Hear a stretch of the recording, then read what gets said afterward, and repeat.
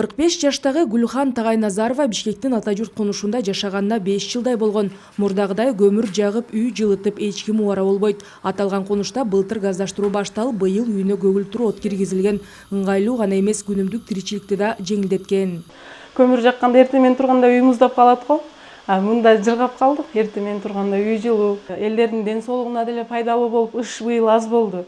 Мурдагы жылы аябай туман болуп, түтүн болуп ошондой жашаганбызда. Газ киргизген элдерибиз жыргап эле жатат азыр. Калгандары чуркап атат, ошол калгандарына да газ кирсе сонун болот эле. Атажурт конушунда 650 түтүн жашайт, алардын 60% экологиялык таза энергия булагына кошулушкан. Бишкек шаарында абанын булганышынын 29% турак жайларда көмүр менен жылытуудан болот. Мындан улам эң негизги талаптардын бири газдаштыруу болуп саналат. 2023 жылдын 29 майында 279 тескеме чыккан. Ал болсо Бишкек шаары жана Чүй облусу боюнча абанын сапатын жакшыртуу боюнча ведомстволор аралык комиссия түзүлгөн. Ал жерде 11 министрлик жана ведомстволор кирген. Былтыртан бери алгылыктуу иштер жүрүп жатат.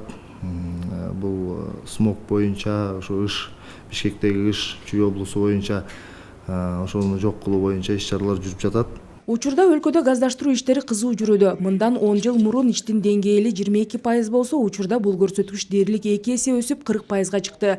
Бишкек шаары менен Чүй облусу боюнча 53 жаңы конуш жана калктуу пунктта 1250 чакырым газ түтүктөрү орнотулуп, 55 000 үй бүлө газга туташтырылган. Мунун артында көмүр отунуна болгон керектөө орточо эсеп менен 58 000 тоннага азайган. 2023 жылы биздин инвестициялык программасынын негизинде биринчиден 2 эле калктуу пункт жана жаңы конуш каралган болчу.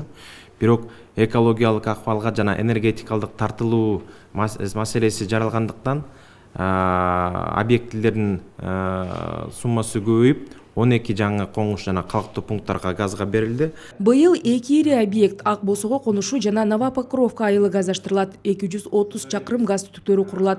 Газ койдурууга 8% үстөк менен жеңилдетилген насыялар мамлекеттик элдик банк жана айыл банк тарабынан берилип жатат. Бүгүнкү күнү 130дан ашык кредит алынган.